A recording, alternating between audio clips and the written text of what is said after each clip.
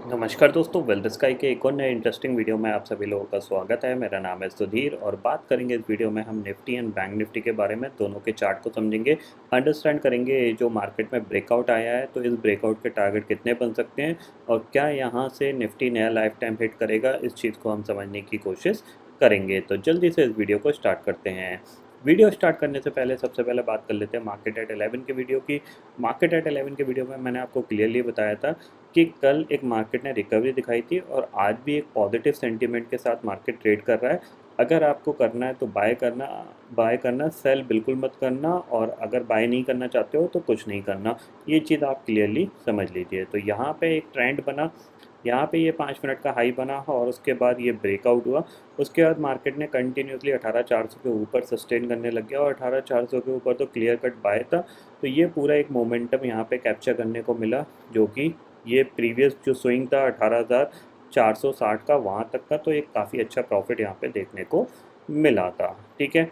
वहीं bank Nifty ने जैसे जैसे रिकवरी अपनी एक्सटेंड करी, क्योंकि यहाँ पे अटक रहा था, यहाँ पे ये अटक रहा था बार बार। यहाँ पे जैसे इसने इसको क्रॉस किया 43,800 को, तो एक कंटिन्यूसली मोमेंटम यहाँ पे देखने को मिला और 44,000 के ऊपर भी निकला था यहाँ पे। और ऑलमोस्ट जो क्लोजिंग आई है वो बहुत अच्छी आई है, 44,000 की क्लोजिंग आई है ऑलमोस्ट। तो कह सकते हैं कि अब जो मार्केट में स्ट्रेंथ आएगी वो थोड़ी सी और स्ट्रॉन्ग यहाँ पे आती हुई दिखाई दे सकती है। दूसरी चीज़ है कि आज एक ट्रेंड बना, तो मैंने हमेशा आपको एक पॉइंट समझाया हुआ है कि जब भी मार्केट में ट्रेंड बनता है और अगर आपको कॉन्फिडेंस नहीं आ रहा है कि मुझे बने रहना है या नहीं रहना है, तो उसके लिए सिंपल सा लॉजिक मैंने आपको हमेशा बताया है कि आप कुछ मत करो, आप 3 मिनट का सुपर ट्रेंड बाय डिफ़ॉल्ट लगा लो, आपको अपने आप समझ में आ जाएगा कि मार्केट की डायरेक्शन क्या है। ठीक है। ये देखो आप यहाँ पे भी मैं लगा देता हूँ। ठीक है। ये देखो, ये निफ्टी का है। अब यहाँ पे आपको दिख रहा है कल यहाँ पे एंट्री मिली थी 18,230 के करीब की। उसके बाद इसने आज आज बिल्कुल भी इसने कहीं पे भी इसको टच तक नहीं किया है। तो बेसिकली क्या है, ट्रेंड जब होता है तो मार्केट कभी भी इस लेवल को ब्रेक ही नहीं करेगा। अगर इस लेवल को ब्रेक कर रहा है तो ट्रेंड ही नहीं है। ठीक है ना। हमेशा ये चीज़ मैंने आपको समझाई है। अब जाहिर सी बात है, मैं इस चीज़ को समझा समझा के भी थक गया हूँ। आप लोग क्या है कि चीज़ों को याद कम रखते हो और भूल ज़्यादा जाते हो। तो ये चीज़ है, ट्रेंड बन रहा है तो आपको उसके लिए किसी का कंफर्मेशन की ज़रूरत नहीं है कि मैं बोलूँगा आप कॉल बाय कर लो, तभी आपको कॉल बाय करनी है, क्योंकि मेरे कहने से मार्केट ऊपर नहीं जाएगा। आपको ये समझना है कि एक ट्रेंड बनना है तो ट्रेंड का सपोर्ट के लिए मैं क्या कर सकता हूँ कि सुपर ट्रेंड लगा सकता हूँ।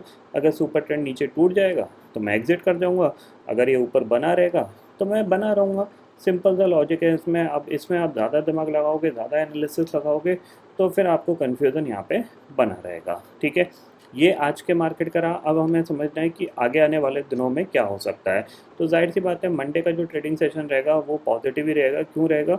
क्योंकि कहीं ना कहीं मार्केट क्या कर रहा है, स्टेप बाय स्टेप अपने नए नए लाइफ टाइम हिट करने की कोशिश कर रहा है। जैसे हमने बैंक निफ्टी को देखा, आज मिड कैप इंडेक्स ने नया लाइफ टाइम हिट किया है। तो कहीं ना कहीं अब निफ्टी और फिन निफ्टी उस डायरेक्शन में बढ़ सकते हैं।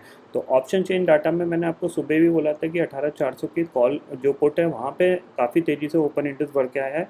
और अभी जो सिचुएशन दिख रही है 18,500 की पुट पे करीब करीब यहाँ पे देख सकते हो 48 लाख का ओआई खड़ा हुआ है यहाँ पे, जो कि इंडिकेट कर रहा है कि मार्केट में स्टिल स्ट्रेंथ है और ऊपर की तरफ बढ़ सकता है। कॉल साइड पे देखा जाए तो 18,500 की कॉल पे सिर्फ 59 लाख का ओपन इंटरेस्ट रह गया है और नीचे से काफ़ी हद तक शॉर्ट्स कवर हुए हैं। 18,550 के ऊपर और ज़्यादा शॉर्ट कवरिंग बढ़ सकती है, क्योंकि 18,500 काफ़ी इंपॉर्टेंट लेवल है, साइकोलॉजिकल लेवल है। इसके ऊपर निफ्टी क्लोज देना स्टार्ट करेगा तो जाहिर सी बात है यहाँ पे जो शॉर्ट्स होंगे वो थोड़े बहुत और कवर होते हुए दिखाई दे सकते हैं आपको। इतना आप क्लियरली ध्यान में रखिएगा। ठीक है। चार्ट पे चलते हैं तो चार्ट पे देखते हैं नेक्स्ट टारगेट निफ्टी के लिए क्या हो सकता है। देखो जाहिर सी बात है, निफ्टी के लिए जो नेक्स्ट टारगेट अब जो निकल के आ रहा है वो आपका निकल के आ रहा है अराउंड 18,700 के करीब का। इतना आप क्लियरली समझ लीजिए। 18,700 और 18,670 ये टारगेट निफ्टी के लिए नेक्स्ट रहेगा। यानी अभी निफ्टी के लिए कोई हडल नहीं है यहाँ पे। अगर ये 18,500 के ऊपर सस्टेन करने लगता है, जैसे आज ये सस्टेन नहीं कर पाया था, बट अगर सस्टेन करने लगता है या आज के हाई के ऊपर निकलता है तो चांसेस वेरी है कि 18,550, 18,600 ये टारगेट आपको देखने को मिल सकते हैं। इतना आप क्लियरली ध्यान में रखिएगा। नेगेटिव कहाँ होगा? जब तक ये 18,400 के ऊपर सस्टेन कर रहा है तब तक पॉजिटिव है। एक चीज़ ध्यान में रखिएगा, 18,400 के नीचे ही सेलिंग सेलिंग के बारे में सोचिएगा, अदरवाइज़ यहाँ पे पॉजिटिव मोमेंटम है, कहीं से भी कैसी भी रिकवरी आपको आती हुई दिखाई दे सकती है। तो निफ्टी के लिए पॉजिटिव है और ऊपर के टारगेट 18,670 तक के खुले हुए हैं, 18,670 तक के खुले हुए हैं, यानी ये टारगेट आपके लिए खुले हुए हैं। यहाँ कहीं जाके प्रॉफिट बुकिंग आ सकती है, इतना आप क्लियरली समझ लीजिए, ठीक है। बैंक निफ्टी की बात करते हैं तो देखो बैंक निफ्टी सिंपल सी चीज़ है, इसकी क्लोजिंग जो हायर साइड पे ही आ रही है, तो उसका मतलब यही है कि कहीं ना कहीं अब ये ब्रेकआउट देने के लिए तैयार है। तो जाहिर सी बात है 44,150 के ऊपर निकलता है तो जो टारगेट नेक्स्ट इसके लिए खुलेगा वो खुलेगा सीधा सीधा 44,500 का, इतना आप क्लियरली समझ लीजिए, क्योंकि इसके ऊपर जो मैक्सिमम शॉट्स होंगे वो कवर होते हुए दिखाई देंगे। तो 44,500 तक के टारगेट के लिए अगर बैंक निफ्टी 44,150 के ऊपर निकलता है तो ये टारगेट आपको देखने को मिलेगा।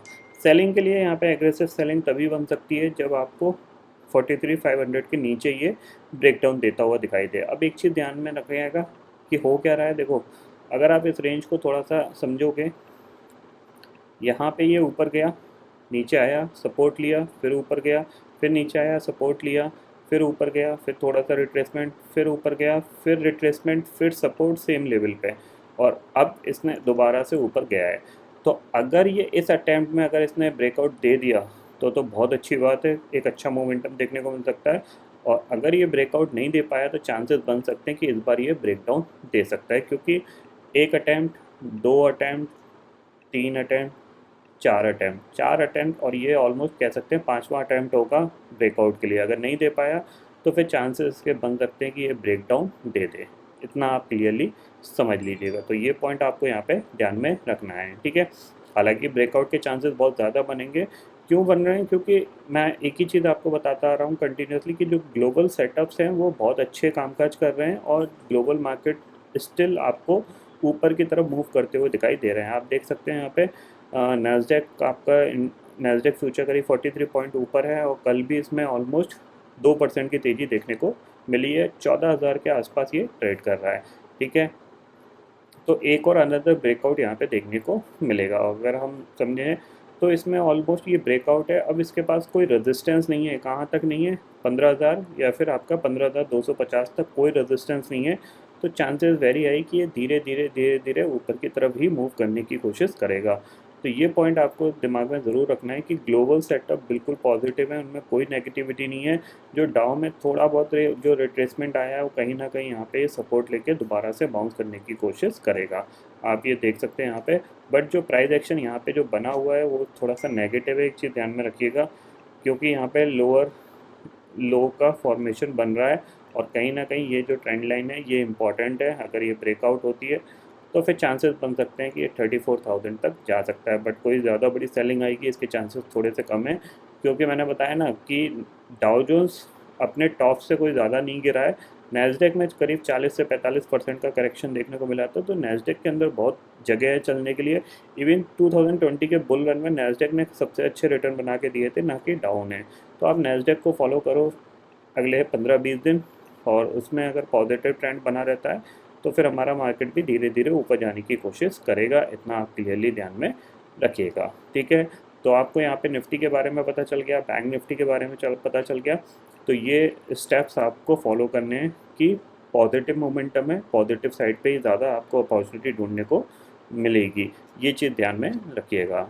तो आई होप दोस्तों ये पर्टिकुलर डाटा आपको समझ में आ गया होगा। दोस्तों फिलहाल इस वीडियो में इतना ही है। आई होप ये वीडियो आपको पसंद आएगा। वीडियो पसंद आता है तो लाइक और शेयर ज़रूर करिएगा और चैनल को जो सब्सक्राइब कर लीजिए, क्योंकि मैं सुधीर लेके आता रहूँगा हर दिन आपके लिए नए नए वीडियो।